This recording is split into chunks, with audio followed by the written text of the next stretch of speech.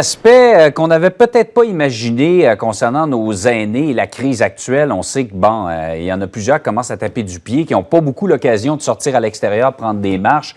On parlait du manoir Pierrefonds tout à l'heure. Il y a une dame dans le secteur de Montréal qui me disait également qu'à partir d'aujourd'hui, ils peuvent sortir 15 minutes par jour pour aller prendre une marche, ce qui, vous en conviendrez, est très peu. Mais justement, il y a des spécialistes qui s'en font pour la santé physique de nos aînés dans la période de confinement actuelle. Mylène Aubertin-Leheudre est de ceux-là, professeure au département des sciences de l'activité physique de l'UQAM. Bonjour.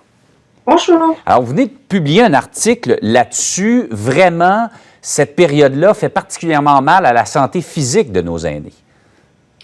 Oui, en fait, l'article voulait surtout mettre en garde les cliniciens puis les équipes de soins, mais aussi les pouvoirs publics sur l'impact du déconfinement à moyen terme ou à court terme sur la santé physique et l'autonomie de nos aînés, parce que c'est bien beau d'essayer de les protéger contre la COVID.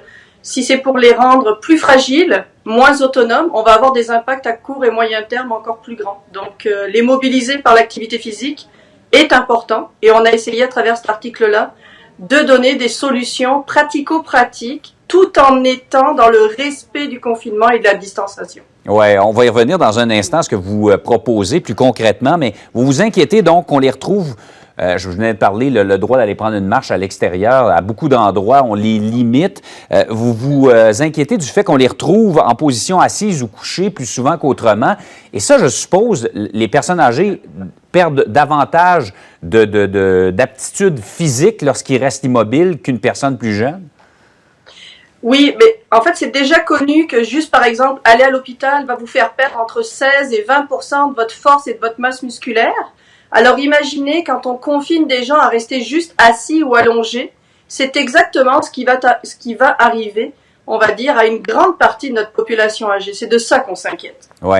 Santé physique et beaucoup diront en même temps santé mentale aussi. Le fait de pouvoir bouger, de pouvoir marcher, ça fait partie d'un équilibre. En effet, la santé mentale et la santé physique sont souvent connexes et connectées. Et se sentir bien dans son corps, c'est aussi se sentir bien dans sa tête. Et vice-versa, se sentir bien dans sa tête en faisant de l'exercice va nous permettre de rester en santé et motivés.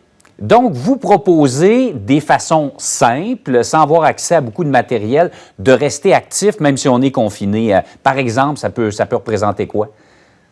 En fait, ce qu'on a essayé de faire, c'est qu'on est depuis un certain nombre de mois et d'années au Centre de recherche de l'Institut universitaire de gériatrie de Montréal, à travailler, à faire des exercices qui peuvent se faire dans une chambre, mais sans matériel. Tout ça pour une question de sécurité, puis une question d'hygiène. Et en fait, le confinement et cette méthode paraissent extraordinairement opportuns. Donc l'exemple, c'est de les faire se lever régulièrement d'une chaise le plus longtemps possible. C'est aussi marcher autour de leur table, c'est aussi se lever et se déplacer autour du lit, par exemple, ou se tenir en équilibre. Donc, c'est des exercices qui paraissent simples, mais qui, en mobilisant tout en étant sécuritaires, vont leur permettre de se maintenir en santé physique à l'intérieur de ça.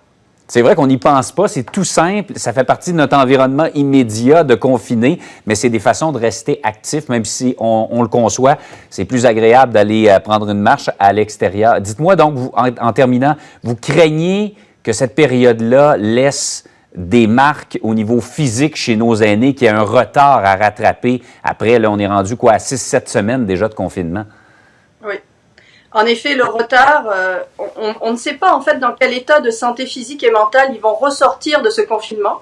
Ceux qui vont survivre à la pandémie COVID-19 vont certainement, si on n'agit pas, si on les mobilise pas, avoir un impact à l'intérieur de ça.